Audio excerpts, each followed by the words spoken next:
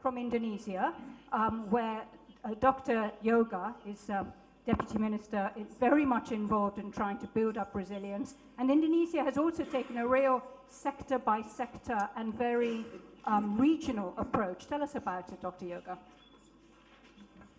Thank you, Nisha. Actually, what we have done so far, maybe since the 2006, it's already been put in our National Action Plan for disaster risk reduction.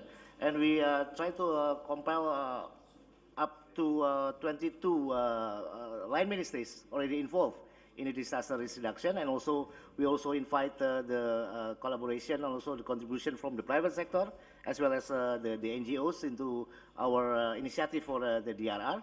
And it means that we are dealing with the DRR in terms of the investment since the very beginning, because we are not talking about how to spend the money from the government, from the private sector, or from the NGOs, or maybe the development partners externally for doing, the recovery process that we have been experiencing in Aceh or in Yogyakarta, the big one.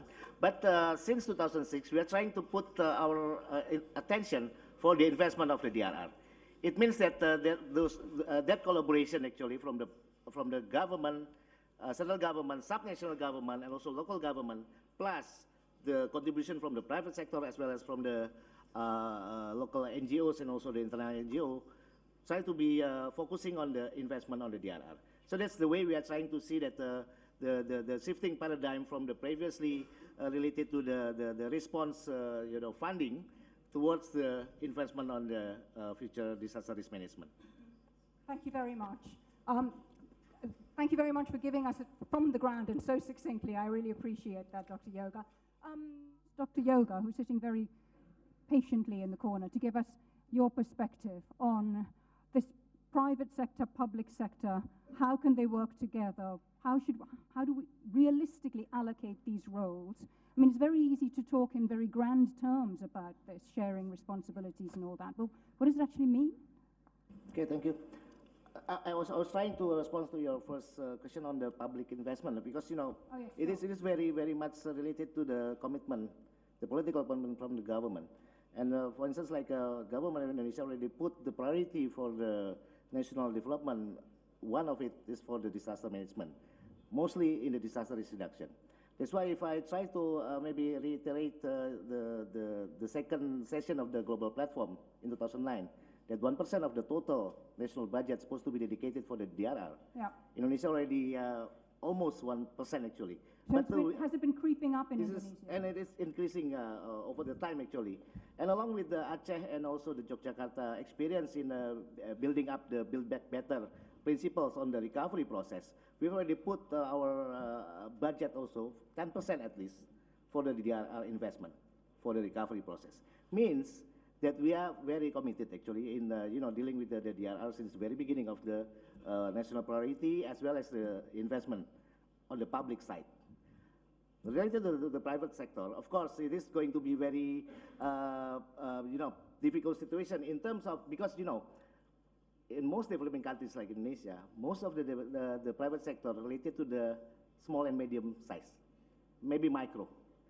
This is not really happening like what Switzerland have, maybe like in Europe. Maybe most of the private sector can be invited and can be contribute significantly in the investment of DRR. But in the developing countries, it is going to be very difficult situation in terms of how the private sector will go on the investment of the DRR if the budget limitation or investment limitation for the private sector, which is very small and medium and micro, cannot afford to that kind of. This is why I was asking, what can you seriously expect these small companies to do? That's the one that we have been trying also to back in Aceh and also in Yogyakarta experience, working with them actually. For instance, like with the banking sector, because we know that most of them has problems with the credit, how to they respond to the credit sector, and we try to also having the banking system also try to have some collateral related with the investment for the DRR. Or even maybe the interest rate of the credit will be maybe adjusted related to how the private sector related can invest to the DRR. But for the big private sector, let me give some example on how the steel company give some contribution for the disaster or earthquake resistance small medium enterprise related with the big enterprises. And then also like the Danone, for instance, or Nestle in Indonesia, also helping the government a lot actually in helping something like the water preservation, and also some cattle production is going to be very significant if you are trying to talk about the big private sector. But the one of the problem is still struggling in our country is how we try to drag all the small and medium and also micro enterprises to be also contributing to the investment of DRR. Get both from Bangladesh and the last one. Okay, the private sector maybe not really, the rate of response is maybe much higher in the response post-disaster, of course. But on the recovery process, we can do investment on the DRR. That's the one that we would like to share on the basis of Change Yogyakarta under the multi-donor fund investment and also private sector investment there, contribution.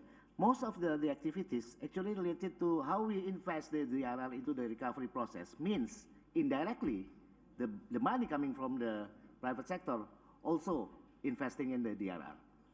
Even though this is going to be good quality housing, but if it is not safe to the future disaster, that's nonsense.